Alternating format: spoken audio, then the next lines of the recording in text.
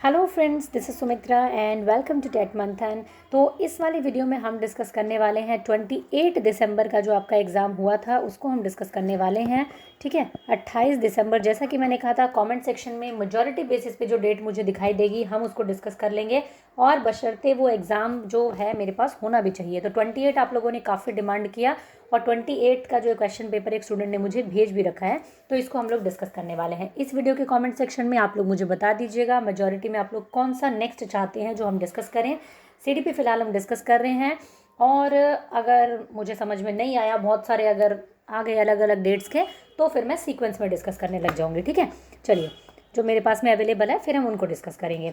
चलिए स्टार्ट करते हैं। फर्स्ट नंबर क्वेश्चन है, Akram instructs himself while assembling a set of block. Akram एक कोई बच्चा है जो अपने आप को ही निर्देशन दे रहा है एक ब्लॉक को बनाते टाइम।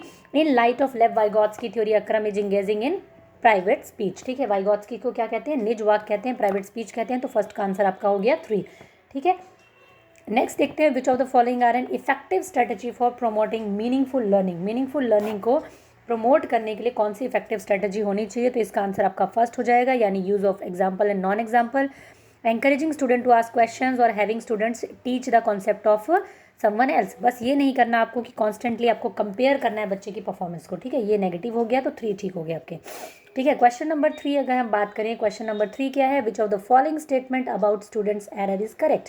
स्टूडेंट्स के जो एरर्स हैं उस पर मतलब लगभग सारे जितने भी शिफ्ट हुई हैं उसमें स्टूडेंट के जो एरर्स हैं, उनकी गलतियां हैं, उससे रिलेटेड, भ्रांतियों से रिलेटेड क्वेश्चन आपका आया ही आया है। तो यहाँ आपका सही आंसर क्या बनेगा? क्वेश्चन नंबर 3 का आपका आंसर बनेगा 2। Errors offer an opportunity for the teachers to understand students thinking. Error क्या है? टीचर को एक अपॉर्चुनिटी देते हैं, एक मौका देते हैं कि वो बच्चे की थिंकिंग को समझ सके, बच्चे की जो अंडरस्टैंडिंग है उसकी थिंकिंग को वो समझ सके टीचर। ठीक है, अंडरस्टैंड कर सके। क्वेश्चन नंबर 4 अगर हम बात करें, क्वेश्चन नंबर 4 क्या है आपका? द पर्पस ऑफ असेसमेंट, यानी कि जो मूल्यांकन होता है आपका, उसका उद्देश्य क्या होता है, ये पूछा गया है आपसे। तो क्या होगा? क्वेश्चन नंबर 4 का आंसर आपका 3 हो जाएगा, to provide credible feedback on learning. भाई बच्चे को आप एक अच्छा फीडबैक दे सकें, उसके अधिगम के ऊपर एक अच्छा आप उसको फीडबैक दे सकें, ये आपका पर्पस होता है असेसमेंट का। तो फोर्थ का क्या हो गया? 3 हो गया। जिस भी बच्चे का ये एग्जाम है, काफ़ी अच्छा एग्जाम उन्होंने किया है, मुश्किल से 2 या 3 क्वेश्चन शायद गलत है। In context of stages of development, what is the stage from 2 to 6 year called. ये पहले भी आया हुआ है, एक सेट में आया था पहले, इसको हम क्या कहेंगे? अर्ली चाइल्डहुड कहेंगे। ठीक है, 2 से 6 साल क्या हो गया? अर्ली चाइल्डहुड हो गया, अर्ली चाइल्डहुड हो गया आपका। क्वेश्चन नंबर 5 का क्या हो गया? 2 हो गया। इन सभी की मैंने एक प्लेलिस्ट आप लोगों के लिए बना दी है। बहुत सारे स्टूडेंट अभी भी 5 जनवरी के बारे में बोल रहे हैं, 6 के बारे में बोल रहे हैं, जबकि हम उसको ऑलरेडी डिस्कस कर चुके हैं। तो प्लीज़ आप लोग उस प्लेलिस्ट में जाकर के ज़रूर चेक कर लीजिए, वहाँ मैंने इनको सीक्वेंस में लगा रखा है। दिसंबर वाले पहले हैं, जनवरी वाले बाद में है, सीक्वेंस में बिल्कुल एक प्लेलिस्ट आप लोगों की सहूलियत के लिए मैंने बना दी है, ताकि आप लोग आराम से अपने अपनी डेट का एग्जाम वहाँ से चेक कर सकें। ठीक है, बट प्रॉब्लम ये है कि वीडियो तो आप स्किप कर करके देखते हैं, तो ये मैं हर वीडियो में बोलती हूँ कि प्लेलिस्ट बना दी है, फिर भी बहुत सारे बच्चों को नहीं पता है। बच्चे भाषा को सीखने के लिए अनुवांशिक रूप से प्रवृत्त होते हैं और पर्यावरण इसमें कोई भूमिका नहीं निभाता। बिल्कुल ही गलत बात होगी ये तो। पर्यावरण से ही सबसे ज़्यादा बच्चे भाषा सीखते हैं। भाषा विकास केवल अनुवांशिकता का उत्पाद है, ये भी गलत हो गया, दोनों गलत हो गए, सीधी सी बात है। 6 का क्वेश्चन नंबर क्या हो जाएगा? 2 आंसर हो जाएगा। ठीक है, क्वेश्चन नंबर 7 की अगर हम बात करें, which principle of development states that motor development proceeds from the center to the body towards the extremes। ठीक है, सेंटर टू पेरिफेरी अगर जाता है तो उसको हम क्या कहेंगे? प्रॉक्सिमो डिस्टल कहा जाता है। हेड टू टो अगर जाता है तो सेफेलोकॉर्डल हो जाता है। तो 7 का क्या हो गया? 4th आंसर हो गया आपका। क्वेश्चन नंबर 8 की अगर हम बात करें, क्वेश्चन नंबर 8 क्या कहता है? देखिए, what pedagogical strategy should school adopt to address individual differences among student. ठीक है, कौन सी पेडागोजिकल स्ट्रेटजी जो है वो आपके स्कूल को अपनानी चाहिए? कौन सी मतलब किसके लिए? इंडिविजुअल डिफरेंसेस, यानी व्यक्तिगत विभिन्नताओं को एड्रेस करने के लिए बच्चों में, तो कौन सी आपको अपनानी चाहिए एक स्ट्रेटजी? तो आंसर क्या हो जाएगा? Cater to individual needs of children by being flexible. आपको क्या करना है? फ्लेक्सिबल रहना है। ये क्वेश्चन आपका गलत हो गया।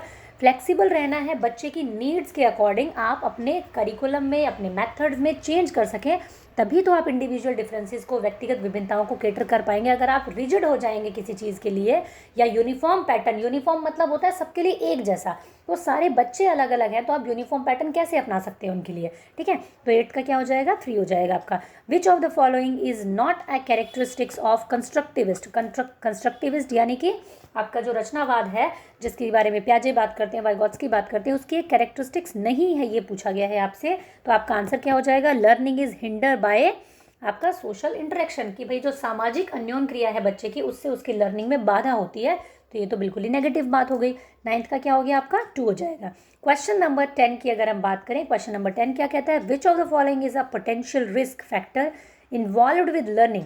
ठीक है, लर्निंग में कौन सा पोटेंशियल रिस्क फैक्टर इन्वॉल्व रहता है learning and development of children from the marginalized group. ठीक है, एक पर्टिकुलर ग्रुप के बारे में बात कर रहे हैं कि उनके डेवलपमेंट और लर्निंग में कौन सा रिस्क फैक्टर इन्वॉल्व हो सकता है, तो कौन सा होता है? 4th नंबर आंसर रहेगा आपका कि टीचर अगर नेगेटिव बिलीफ रखता है, टीचर के अगर नेगेटिव विचार हैं, धारणाएं हैं उनकी एबिलिटीज़ को लेकर, और उनसे लो एक्सपेक्टेशंस है कि भाई ये इस पर्टिकुलर ग्रुप के या इस धर्म के, इस जाति के बच्चे कुछ नहीं कर सकते, तो ये बच्चों के लिए एक बहुत ही बड़ी प्रॉब्लम हो सकती है। ठीक है, फिर क्या होगा? वो डीमोटिवेट हो जाएंगे। तो क्वेश्चन नंबर 10 का क्या हो जाएगा? 4 नंबर आंसर हो जाएगा आपका। नेक्स्ट है आपका क्वेश्चन नंबर 11, राष्ट्रीय शिक्षा नीति 2020 किस उपागम से किस उपागम के शिक्षण शास्त्रीय बदलाव की अनुशंसा करती है, यानी कि वो किस अप्रोच से किस अप्रोच की तरफ मूव करने के लिए कहती है। तो देखिए, हम इसके साथ ज़रूर जा सकते थे, लेकिन सीक्वेंस जो कह रहा है, जितना मुझे हिंदी में ये समझ में आ रहा है, सीक्वेंस कह रहा है कि रचनावादी, संरचनावादी से व्यवहारवादी की तरफ जाने की बात नहीं हो रही है यहाँ पे, इसलिए इस पर बिल्कुल नहीं जाएंगे हम। रटने पर आधारित जो अधिगम है उससे कौन से उपागम की तरफ? अवधारणात्मक समझ की तरफ जो है हमारे जाने की बात हो रही है। यहाँ पे अप्रोच की बात कर रहे हैं ये लोग, लेकिन ये आंसर तब हो सकता था जब व्यवहारवादी पहले होता और रचनावादी बाद में होता। तो हम ये कह देते कि 2020 जो है वो बिहेवियरिज्म से हमें कंस्ट्रक्टिविस्ट की तरफ लेकर के जा रही है। बट यहाँ ऑप्शन जिस तरीके से इन्होंने दे रखे हैं, इसलिए मैं 2 नहीं कह रही हूँ, अदरवाइज इसका आंसर बिल्कुल 2 हो सकता है। तो फिलहाल हम आंसर 4th मान करके चल रहे हैं इसको। इंग्लिश में आप लोग प्लीज़ चेक कर लेना, अगर इसमें व्यवहारवादी पहले दिया हुआ है और रचनावादी बाद में दिया हुआ है तो आंसर आपका ये हो जाएगा आराम से, क्वेश्चन नंबर 11 का। ठीक है, अब देखते हैं क्वेश्चन नंबर 12 आपका। क्वेश्चन नंबर 12 क्या है? Which characteristics is a student with attention deficit hyper active disorder, यानी ADHD के जो बच्चे हैं उसकी कौन सी कैरेक्टरिस्टिक्स आपकी होगी। तो कौन सी कैरेक्टरिस्टिक्स होती है ADHD की? सबसे पहले tendency to get distract easily, यानी कि अवधान संबंधी उनको दिक्कत रहेगी। वो क्या है? उनके अंदर ईजिली डिस्ट्रैक्ट होने की टेंडेंसी जो है वो रहती है। तो 12th का क्या हो गया? 3 हो गया आपका। क्वेश्चन नंबर 13 क्या है? अकॉर्डिंग टू जीन पियाजे, a child's ability to solve conservation problem depends upon an understanding of which basis aspects of reasoning. Conservation अगर बच्चे के अंदर में आया हुआ है और उसके बेसिस पे वो प्रॉब्लम सॉल्व कर रहा है, इसका मतलब बच्चे के अंदर सेंटरेशन और रिवर्सिबिलिटी का गुण जो है वो आया हुआ है आपका। ठीक है, तो आंसर क्या हो जाएगा आपका?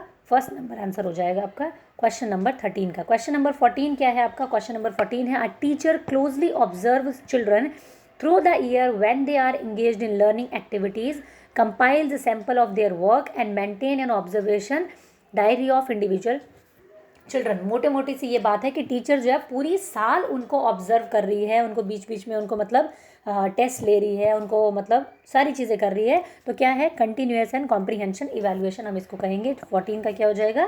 4 हो जाएगा।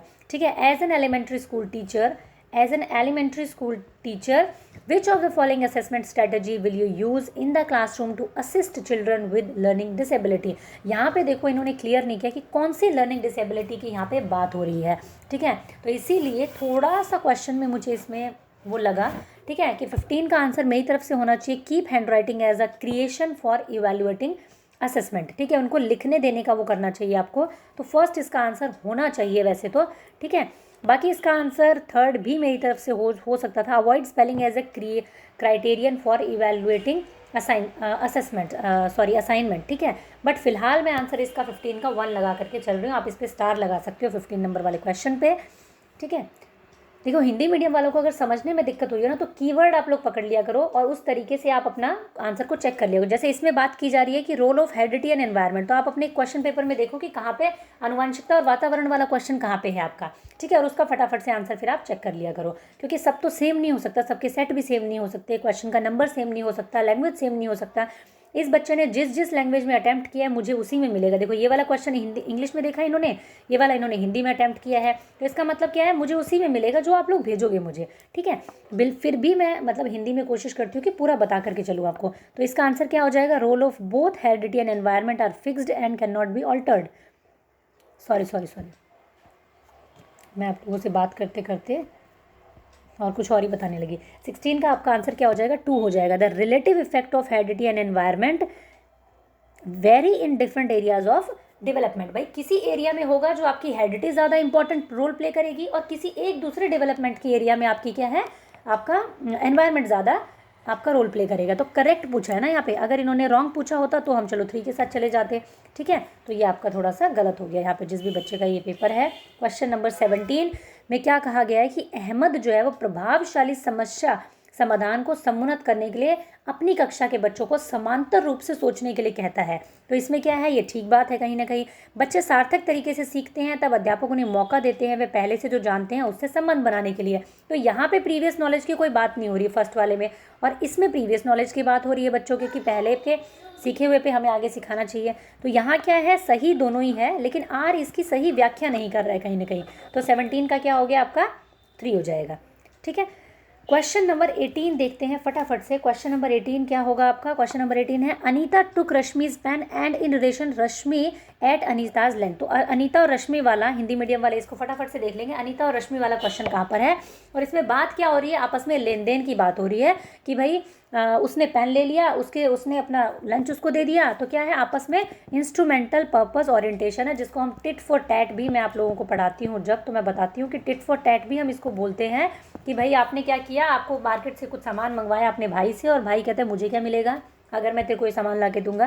तो इसका मतलब इंस्ट्रूमेंटल पर्पस ओरिएंटेशन है, tit for tat. Question number 18 का हो गया 4 आपका, ठीक है। क्वेश्चन नंबर 19 क्या है, रमन कक्षा 4 में पढ़ता है, उसे कम दिखता है, ठीक है। क्या करता है, कम दिखाई देता है, उसे पाठ्य पुस्तक से पढ़ने और कार्य करने में कठिनाई महसूस होती है। उसके अध्यापक को क्या करना चाहिए, उसे पाठ्य पुस्तक के पाठों की रिकॉर्डिंग उपलब्ध करवा देनी चाहिए, क्योंकि भाई बेचारे को अगर उसको कम दिखता है तो आप उसको पठन संबंधी कोई भी और सामग्री दे करके, उसके अभिभावक को सलाह दे करके क्या करेंगे आप उसको सीधी सीधी ऑडियो रिकॉर्डिंग दे दो, जो चीज़ आप उससे मतलब उसको सिखाना चाहते हो, ठीक है।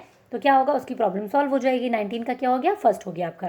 20th का क्या है आपका, कक्षा 3 की पाठ्यपुस्तक में कार्टून और कहानियों का उपयोग किया गया है। इससे विषय वस्तु को बच्चों के लिए रोचक और अपने से जुड़ी बनाया जा सकता है। बच्चे क्या है, जब कार्टून्स और कहानियों को देखते हैं बुक्स में तो क्या करेंगे, इंटरेस्ट लेकर के पढ़ेंगे उसको और खुद से जुड़ा हुआ महसूस करेंगे कि अच्छा ये तो हमसे रिलेट करती है, जो चीज़ हमें पसंद है वो पाठ्यपुस्तक में है। तो 20th का फर्स्ट हो गया आपका। 21st की अगर हम बात करें, 21st क्या कहता है, प्रतिभाशाली विद्यार्थियों को पढ़ाने के लिए शिक्षक को क्या करना चाहिए। तो क्या करना चाहिए, उन्हें स्वेच्छा से चयन किए गए उच्च स्तरीय और मौलिक पाठ सामग्रियों को पढ़ने के लिए प्रोत्साहित करना चाहिए, कि उन्होंने खुद अपनी इच्छा से चुनाव किया हो और थोड़ा सा लेवल अप हो उनका, ठीक है, उनकी जो सामग्री है, क्योंकि वो प्रतिभाशाली है, बाकी बच्चों से थोड़ा ज़्यादा कर सकते हैं, तो इसीलिए थोड़े से हाई स्टैंडर्ड्स की बुक्स को उनको पढ़ने के लिए प्रेरित करना चाहिए। 21st का क्या हो गया आपका, 4 हो गया। 22 की अगर हम बात करें, the theory of multiple intelligence is given by Harvard gardener. बड़ा ही ईजी सा क्वेश्चन, 22 का हो गया 4 हमारा। Raghav pretend to ride a broomstick to represent riding a horse. लकड़ी की काठी का घोड़ा करते हैं ना बच्चे, वो क्या हो गया, सिंबॉलिक रिप्रेजेंटेशन हो गया। बच्चा क्या है, एक झाड़ू को लेकर के और उसके साथ में हॉर्स राइडिंग को रिप्रेजेंट कर रहा है, तो सिंबॉलिक रिप्रेजेंटेशन हो गया। 23 का क्या हो गया, 3 हो गया आपका। 24 क्वेश्चन नंबर 24 क्या है आपका, Reha a 4-year-old girl got scolded by her parent when she refuse to eat her vegetables. Reha नाम की लड़की है, ठीक है, रेहा या रिया जो भी आपको हिंदी में लिख रखा हो उसको देख लेना फटाफट से। क्या है, उस 4 साल की बच्ची है, पेरेंट्स उसको डांटते हैं जब वो वेजिटेबल खाने के लिए, सब्जियां खाने के लिए मना कर देती है। तो यही सेम चीज़ वो क्या कर रही है, अपनी डॉल के साथ में रिपीट कर रही है। रेहा क्या कर रही है, यही सेम चीज़ अपनी ड्यूरिंग मेक बिलीव प्ले, जो भी जिसके साथ वो खेल रही है उसके साथ में वो रिपीट कर रही है। तो इसको हम क्या कहेंगे, प्राइमरी सोशलाइजेशन कहेंगे, क्योंकि बच्चे सबसे पहले जो चीज़ें सीखते हैं वो अपने पेरेंट्स से, अपने परिवार से सीखते हैं, ठीक है। समाज में तो वो बाद में निकलते हैं, तो प्राइमरी सोशलाइजेशन कहेंगे इसको हम। 24 का क्या हो गया, 2 हो गया आपका।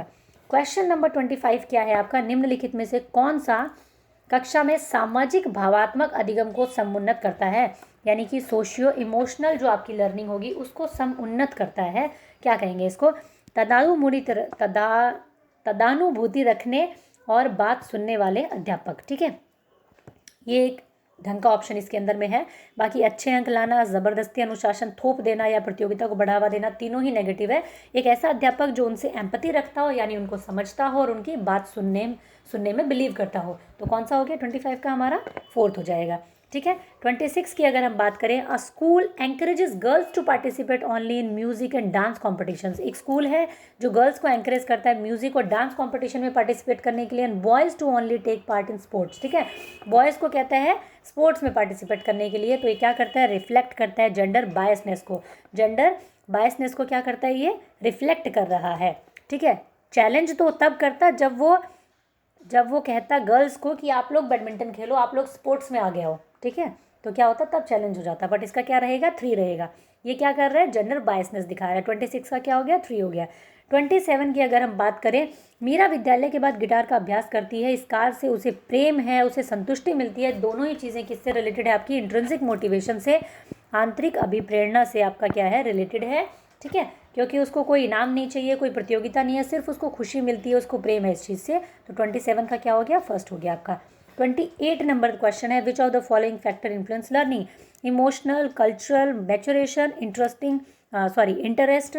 ठीक है, तो सारे के सारे फैक्टर जो है वो लर्निंग को अफेक्ट करते हैं। आपका इंटरेस्ट हो गया, आपका मैचुरेशन, आपका कल्चरल कंटेंट और आपका इमोशन, सारी चीज़ें। 28 का 4 हो गया। 29 क्या है आपका, जोन ऑफ प्रॉक्सिमल डेवलपमेंट की बात हो रही है यहाँ पे। ठीक है, जो संभावित विकास का क्षेत्र होता है जिसके बारे में लेव वाइगॉट्स की बात करते हैं, उसमें प्रॉक्सिमल का मतलब पूछा गया है आपसे। तो प्रॉक्सिमल का मतलब जो संभावित है, जिस तक बच्चा जा सकता है। ठीक है, that the assistance provide dash learners current competence goes just beyond learners current competence. ठीक है, उसके बियॉन्ड जा सकता है जो लर्नर। 29 का क्या हो गया, 2 जाएगा आपका। 30th आज के लिए इस आंसर की का लास्ट क्वेश्चन, इनमें से कौन सा तार्किक चिंतन में योगदान नहीं देता है, यानी कि क्रिटिकल थिंकिंग की अगर हम बात करें तो कौन सा इसमें योगदान नहीं देता है, ये पूछा गया है आपसे। तो कौन सा योगदान नहीं देगा, विचारक परिस्थिति के संदर्भ पर विचार नहीं करते। जब आप कॉन्टेक्स्ट पर विचार नहीं करेंगे तो कैसा क्रिटिकल थिंकिंग, कल्पना करते हैं, विकल्प तलाशते हैं, बिल्कुल ठीक बात है। सत्यता को परखते हैं, उसके तर्क की संगतता की जांच करते हैं, ठीक बात है। संदर्भ में पूर्वानुमानों की पहचान करते हैं, उन्हें चुनौती देते हैं, ये सारी चीज़ें क्रिटिकल थिंकिंग में आती है। पर अगर आप कॉन्टेक्स्ट पर विचार नहीं करेंगे तो कैसा क्रिटिकल थिंकिंग हुआ। तो 30th का आपका क्या हो जाएगा, फर्स्ट हो जाएगा।